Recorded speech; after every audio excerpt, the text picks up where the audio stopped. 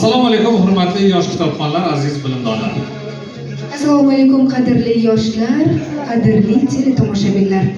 Mana bir necha kundan buyon yosh kitobxon tanlovining 10-14 yosh toifasida respublika bosqichi bahslari bo'lib o'tyapti va bu galgi tanlovning final bosqichi Andijonning Marhamat tumanida, mana shu muhtasham kutubxonada bo'lib o'tmoqda.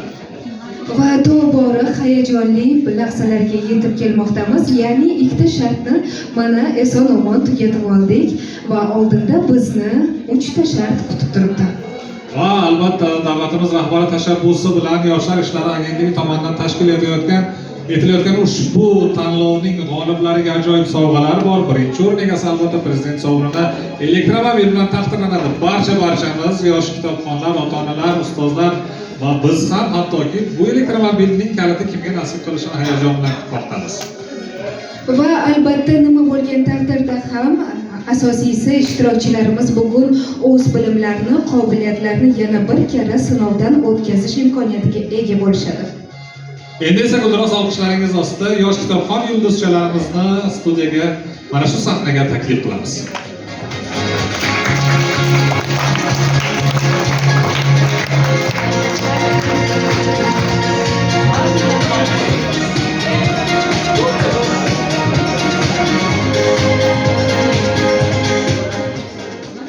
Kim qarayapti? Rozimov, Qoraqalpog'iston Respublikasi.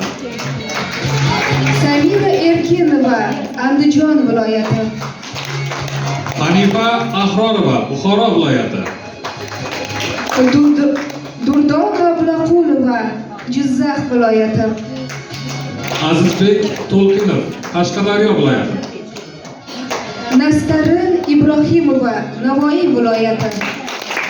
Muhammadziyo Komiljonov, Namangan viloyati. Gulmira Norpo'latova, Samarqand viloyati. Inomjon Marqaboyev, Sirdaryo viloyati. Botir Zokirov, Surxondaryo viloyati. Jamila Azizova, Toshkent viloyati. Lutfulloh Isroilov, Farg'ona viloyati. Bekajon Niyozmetova, Xorazm viloyati. Dilbarxon Haydarova, Toshkent shahri.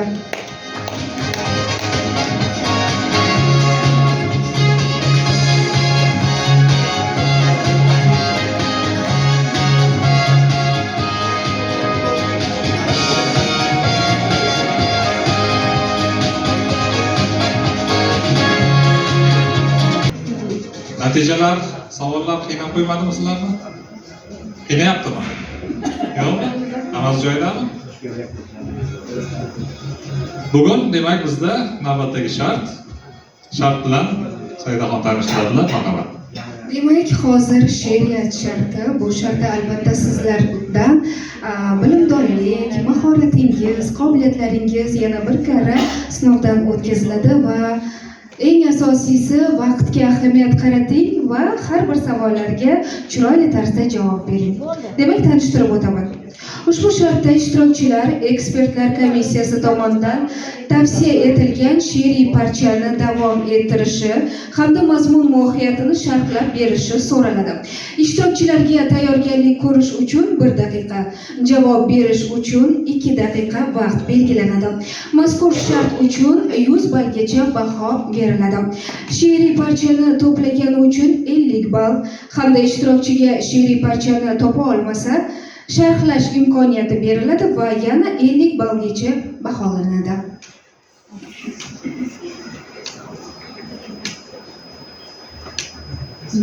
Bu yerda she'riy parcha deyilganda, o'sha she'riy parchada ma'lum bir so'z tushirib qoldirilgan bo'ladi, bilasizlar.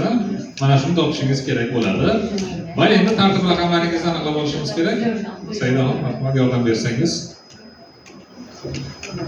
Hayot jurnali bosh muharriri Ishqobul Shukur. Ma'rifat gazetasi bosh muharriri Husan Karvonli. Filologiya fanlari doktori, professor, hakamlar hay'ati raisi Bahodir Karim.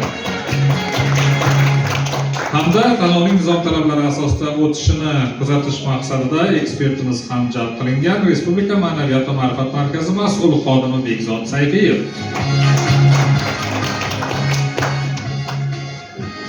Endi aytib turasizlar raqamlarni bolalarım. Bir, to'xtang. Qoraqalpog'iston. To'r. Andijon 12, Buxoro 13, Jizzax 11, Qashqadaryo 5, Navoiy 10, Namangan 14, Samarqand, Samarqand 7, Sirdaryo 6, Surxondaryo 2, Toshkent viloyat, 1, Farg'ona, 3, Xorazm, 8, Toshkent shahri, 9. 9. Tayyorgarlik ko'rish uchun sahnani bemalol tark etishingiz mumkin va tayyorgarligingizni ko'rishingiz mumkin.